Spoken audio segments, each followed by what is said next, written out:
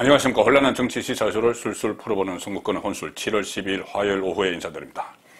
윤석열 대통령의 아침 도어 스태핑, 출근길 약식 기자회견 하루 만에 오늘 다시 시작을 했습니다. 자, 어제 그 대통령실이 이 대통령실 출입 기자 중에서 11명의 이 코로나 환자가 나왔고 코로나 감염자가 나왔고 또 이 확진자가 그 날로 늘어나고 있어서 당분간 좀 중단한다. 윤석열 대통령이 코로나에 감염될 우려가 있고 참모들도 그러니 중단한다고 발표를 했는데 민주당 그리고 일부 언론에서 지지율이 떨어지니 소통을 중단하는 것이냐, 코로나 핑계로 이제 끝내자는 것이냐, 자꾸 이 도어 스태핑에서 말 실수하니까 코로나 핑계 되는 것이냐, 이런 이야기들이 나왔죠. 자, 그래서 윤석열 대통령이 아침에 출근길에 전격적으로 다시 시작을 했습니다. 경호실 참모들은 말렸다고 하는데, 그럼 멀리 떨어져서 하자. 자, 기자들 저 멀리 좀 떨어져 있어라. 그리고 여기 이 프레스 라인 하나 설치하자. 자, 이렇게까지 하면서 소통에 대해서 강한 의지를 밝혔죠. 오늘 그 도어 스태핑에서는 이준석 사태, 여기에 대해서는 기자들이 질문을 하지 않았습니다. 워낙 짧게 한 두 가지만 질문하고 넘어갔기 때문에. 그런데 그 전에 이 도어 스태핑에서 한 2번 정도 국민의힘 내분에 대해서 질문을 받았죠. 그때 윤석열 대통령은 당의 일에 내가 관여할 바가 아니다. 그렇게 이야기를 했습니다. 당이 알아서 잘할 것이다. 이렇게 했는데, 그래서 짐짓 무심한 채 했지만 제가 몇 차례 말씀드렸죠. 윤석열 대통령이 이준석 사태에 무심할 수 없다. 지금 그 윤석열 정부 취임 초기인데 이제 겨울 2달 됐는데 이 집권 여당과 같이 모든 호흡을 맞춰 나가야 되는데, 집권 여당이 지금 저 상태로서는 아무 일도 할 수 없으니 상당히 국정 운영을 하기가 어려우니 뭔가 이 조정을 할 것이다. 자, 그런 말씀을 몇 번 들었는데, 오늘 이 조금 전부터 확인되기 시작한 것이 하나 있습니다. 각 언론이 보도를 하기 시작했는데 문화일보가 제일 먼저 보도했고, 윤석열 대통령과 권성동 원내대표 겸 직무대행, 대표 직무대행이죠. 이 두 사람이 10일, 그러니까 일요일입니다. 일요일 날 서울 시내 모처에서 회동을 했다. 자, 그 보도가 지금 쏟아지고 있습니다. 7월 7일 날, 그러니까 7월 8일 새벽에 이준석의 이 징계가 결정이 됐죠. 당원 건정지 6개월. 그 이후에 이준석은 아침에 라디오에 출연했다가 거의 잠적을 하고 있는 이런 상태인데, 이 상황에서 권성동 원내대표가 발빠르게 움직였죠. 발빠르게 움직였는데, 특히 월요일부터 발빠르게 움직였는데, 어제가 월요일입니다. 그 전에 일요일에 윤석열 대통령을 만났다는 겁니다. 만나서 당내 문제에 대해서 논의를 했는데, 그 논의 내용을 두고 또 미묘한 기류가 흐르고 있습니다. 다름이 아니고 권성동 원내대표와 친윤의 핵심 실세라고 할 수 있는 장제원 의원 간의 이 미묘한 지금 알력이 틈새를 보이기 시작을 했습니다. 두 사람은 지금까지 같은 배를 타온 사람들이죠. 그런데 자, 어떤 그 해석 차이가 나오느냐 하면은, 어제 일요일 날 권성동이 윤석열 대통령을 만나서 이제 설명을 했겠죠. 원내대표니까 만난 겁니다. 물론 친윤 쪽이고 윤석열 대통령의 외가 강릉의 친구다, 그런 이야기도 있지만, 어쨌든 원내대표로서 직무 대행을 하니까는 윤석열 대통령이 만난 거죠. 여기서 권성동 원내대표가 설명을 했다는 거죠. 이준석이 당원권 정지된 것은 권위, 그러니까 완전히 자리에서 빠져나간 것이 아니고 일종의 사고가 난 것이다. 그러니 권한 대행도 아니고 전당대회도 새로 열어서 새 대표로 뽑을 수도 없고 직무대행 체제, 6개월을 직무대행 체제로 가야 한다. 이렇게 설명을 했다는 거죠. 지금까지 권성동이 해왔던 주장 그대로입니다.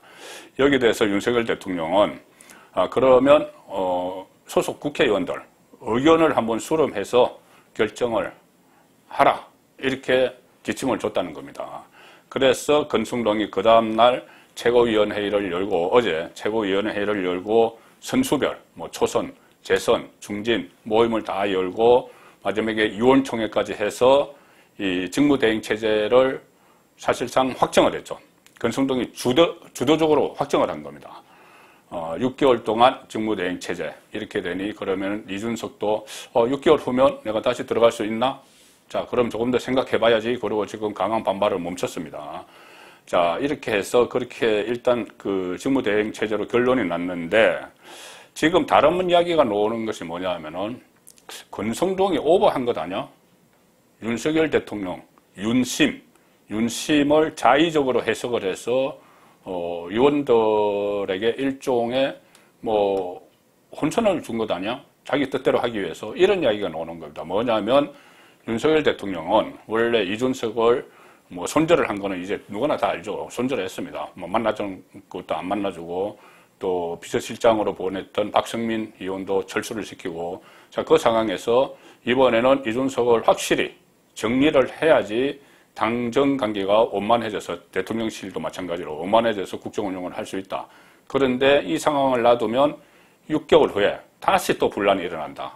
자, 그래서 이 윤심은 그게 아니고 권성동 직무대행 체제가 아니고 조기 전당대회를 해서 새로운 지도부를 출범시키려고 하고 있는데 권성동이 원내대표가 적극적으로 자기 뜻을 막 밝히니까 이것은 권리로 보면은 뭐 전당대회를 할 수 있지만은 권리가 아니고 사고기 때문에 직무대행 체제로 가야 합니다. 이렇게 계속 이야기를 하니 그러면 당신 뜻이 전 그렇다면 국회의원들에게 의견 한번 물어봐라. 이 정도 이야기를 했는데 권성동이 마치 윤심을 본인이 다 듣고 본인에게 그 직무 대응을 하라고 일종의 지침을 받았다는 이런 뉘앙스를 풍기면서 의원들을 설득을 했다는 이야기죠.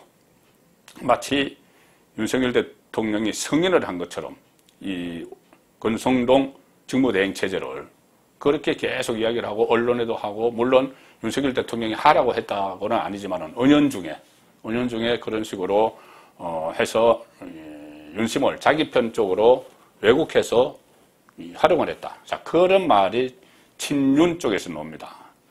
자, 이것과 연결돼서 지금 이 중요한 상황 하나가 장제원 의원이 지난 그 주말에 버스 23대 그리고 1,100명 이 본인의 지지 모임이죠. 여원 산악회 이 코로나 때문에 어쨌든 3년 만에 활동을 재개를 했죠. 그래서 공교롭게도 이준석 아웃되고 나서 활동 재개를 했기 때문에 장제원이 본격적으로 움직이나 보다 했는데 갑자기 이준석이 침묵을 하니 장제원도 지금 같이 거의 목소리를 내지 않고 있습니다. 각 당의 각종 회의도 불참을 합니다. 어제 의원총회 중진의원 모임에도 불참을 했습니다. 자, 그래서 장제원이 이 상황에서 윤석열 대통령의 핵심 측근인 장제원이 그 회의에 불참을 하고 그래서 침묵을 지키고 하는 것이 아마 뭔가 마뜩찮기 때문 아닌가. 권성동에 대해서. 자, 그런 분석이 나오는 겁니다. 윤석열 대통령, 윤심은 지금 시한폭탄, 이준석을 시한폭탄으로 남기지 말고 빨리 해결하기 위해서는 조기 전대가 필요하다. 조기 전당대가 필요하다. 이런 어중인데 그것을 권성동이 본인의 정치 로드맵에 맞추기 위해서 본인은 권성동은 내년 4월까지 원내대표 임기가 있죠. 그러니 내년 6월 달에 그대로 전당대가 치러져야지 본인이 출마를 할 수 있습니다. 자, 이 상황에서 어쨌든 이준석이 실각한 이후에 권성동과 장제원이 또 대치를 하는 이런 국면입니다. 그런데 실제로 윤석열 대통령이 취임하고 나서 지금 두 사람은 벌써 2번 붙었습니다. 이번까지.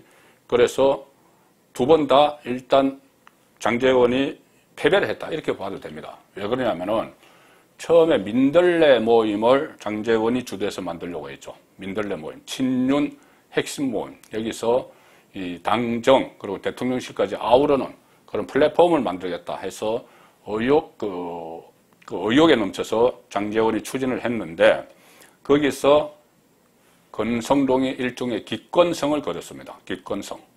장제원이 안 하겠다. 그러면 당신들 뜻이 그렇다면 안 하겠다고 빠져나갔죠. 이준석이 이것을 민들레 모임을 사조직이라고 하고 권성동은 오해의 소지가 있다. 내가 그렇게 이야기했는데 그걸 만들면 되느냐 하니까 그때 장제원이 나 때문에 문제라면 내가 빠지겠다.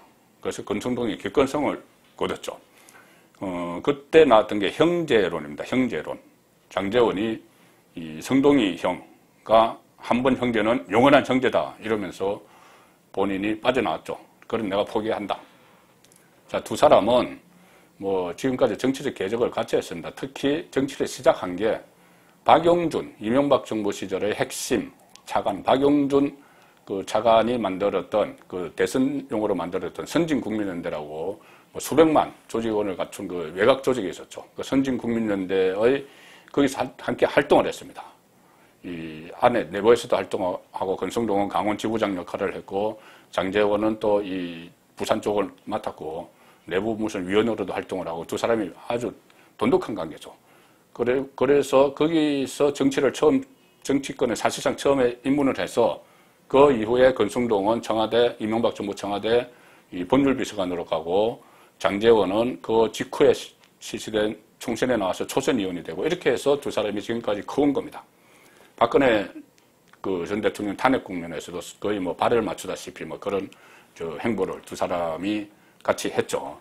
자, 그래서 그런 상황이기 때문에 이 성동이 형과 한문 형제는 영원한 형제다 하면서 일단 한 수 물러났습니다. 한 수 접었습니다.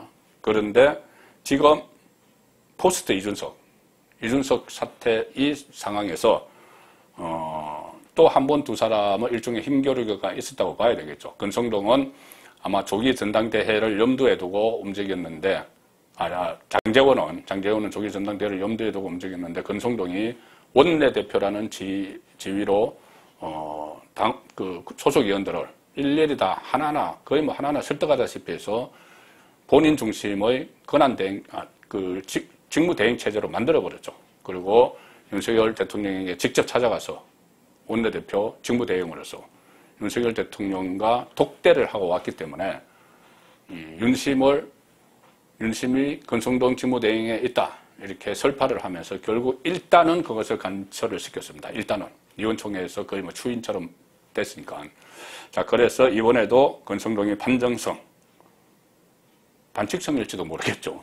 어쨌든 이렇게 두 번 권성동 장제원 충돌해서 권성동이 이겼는데, 자, 권성동 입장에서는 지금 자기 정치 로드맵이 있기 때문에 이렇게 하는 겁니다.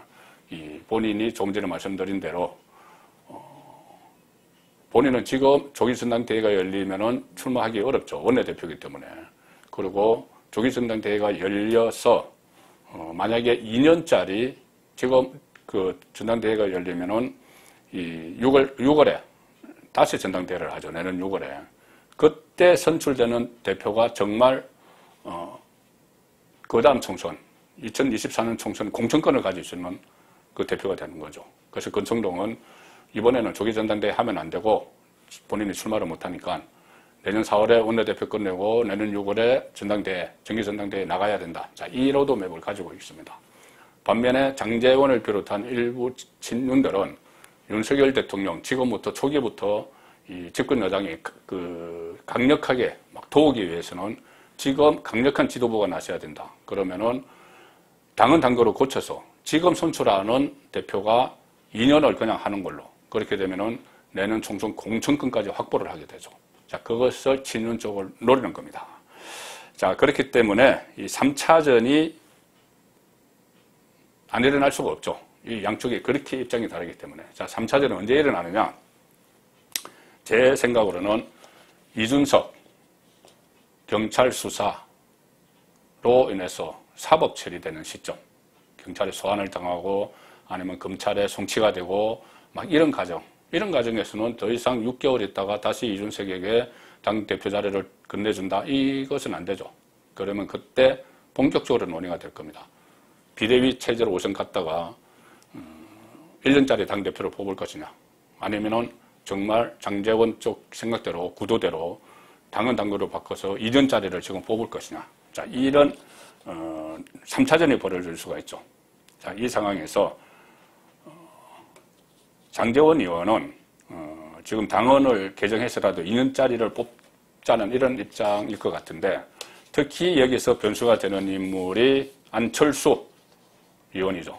공동정부라고 하지만은 사실상 아무것도 얻지 못하고 있는 안철수는 이 후보 단일화 때 그때 윤석열 후보의 정권을 가지고 협상에 임했던 안철수와 협상에 임했던 장제원 의원이 나중에 우리가 승리를 해서 국민의힘과 국민의당이 합당을 하면은 안철수 그때는 의원이 아니죠. 후보가 국민의힘에 정착하는데 적극 도와주겠다. 이런 약속을 했다는 말이 있죠.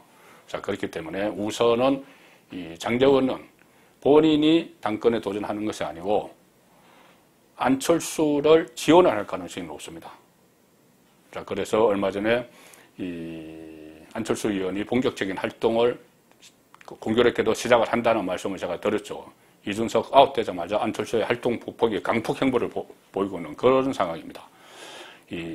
오늘 안철수가 국민의힘 입당 후에 첫 번째 토론회를 열었는데 민, 당, 정 같이 모여서 경제위기 극복 방안을 논의하는 토론회인데 정책위원총회를 방불케 했다. 그런 이야기가 나왔습니다.